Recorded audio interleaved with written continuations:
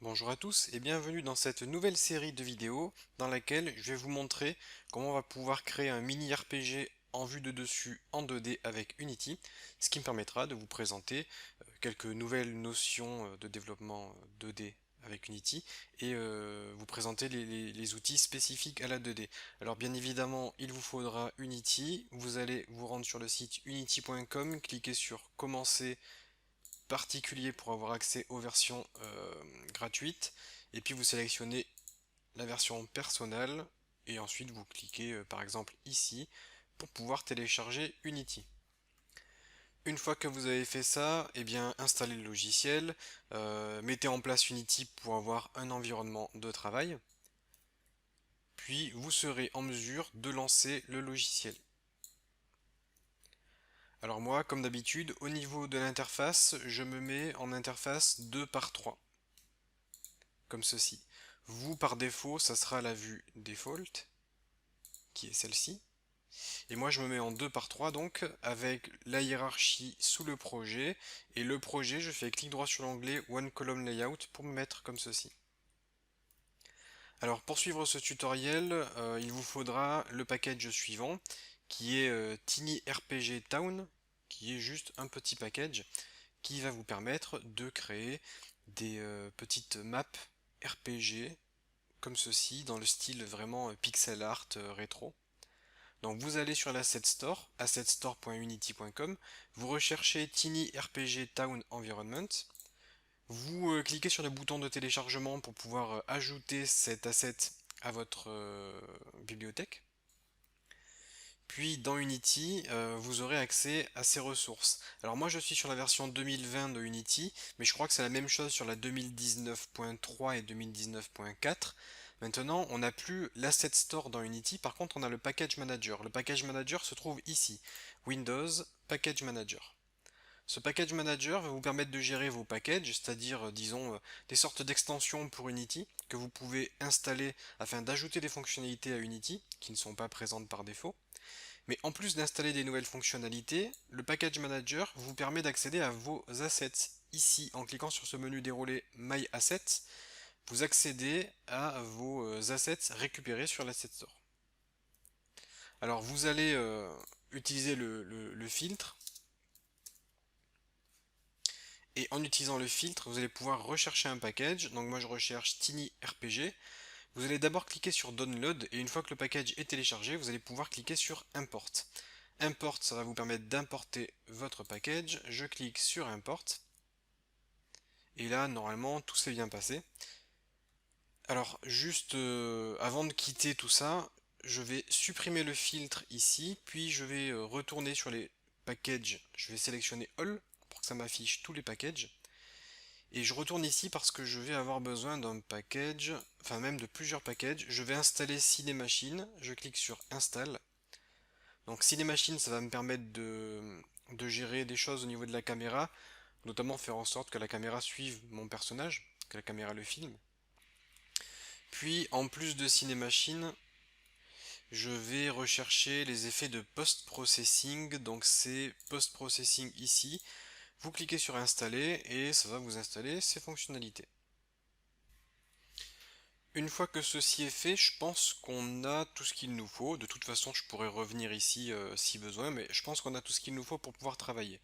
Donc, on se retrouve avec un dossier scène qui contiendra les scènes de votre jeu. On a d'ailleurs le sample scene ici qui est la scène par défaut.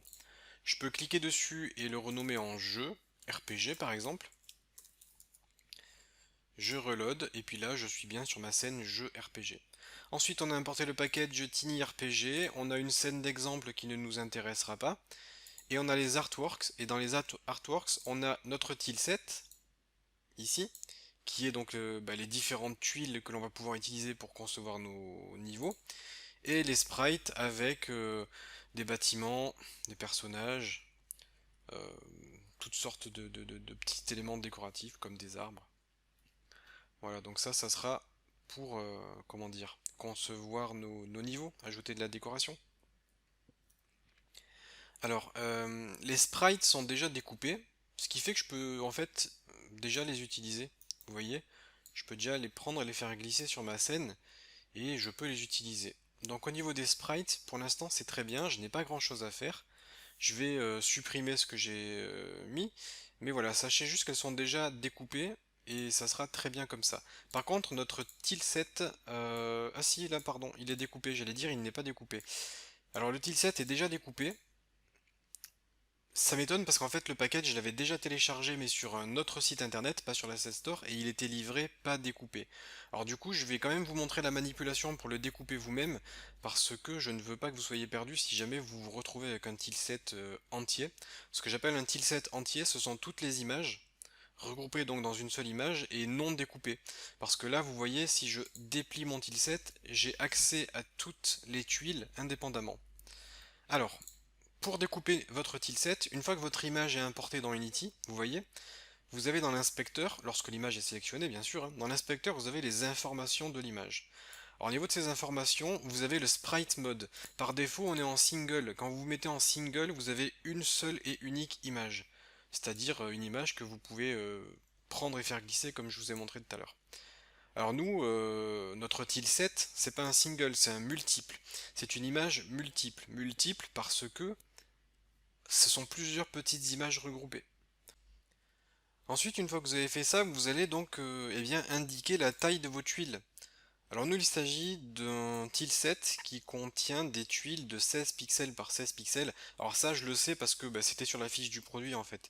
Quand vous téléchargez un tilset en ligne, vous allez trouver des tuiles de 8 pixels, 16 pixels, 32 pixels, 64 pixels, parfois 128 pixels. Donc ça sera découpé. Nous, c'est vraiment tout petit, c'est du 16 par 16 et ça, je le précise ici. Dans pixels per unit, je précise que c'est des tuiles de 16 pixels, ce qui permettra à Unity de pouvoir les découper correctement. Quand vous avez fait ça, que vous avez mis multiples et 16 pixels, alors bien évidemment, si vous téléchargez des tuiles de 32, vous mettrez 32 ici, hein. Quand vous avez fait ça, vous cliquez sur le bouton Apply ici, Apply pour appliquer vos modifications. Donc vous allez vous retrouver avec votre tilset coupé. Pour couper votre image en plusieurs sous-images de 16 par 16, vous pourrez aller dans le Sprite Editor ici, et dans ce Sprite Editor, vous allez, comment dire, vous allez définir la largeur et la hauteur de vos sprites. Donc nous c'est du 16 par 16. Et une fois que vous avez fait ça, vous allez pouvoir accéder au menu Slice ici. Alors dans ce menu Slice, vous pouvez vous mettre en automatique ou il y a un mode manuel qui vous permet de définir la taille de vos tuiles. Et lorsque vous avez défini automatique ou manuel en 16 par 16, vous allez cliquer sur Slice. Et le bouton Slice va se charger de découper votre image. Et là on voit que mon image est découpée. Vous le voyez d'ailleurs ici, on voit les petits traits blancs. Donc c'est dans le Sprite Editor que vous allez pouvoir découper votre set pour obtenir plusieurs petites sous-images. Donc voilà pour ces quelques informations. Alors là en l'occurrence, comme j'ai téléchargé le package sur Unity, il était déjà correctement configuré.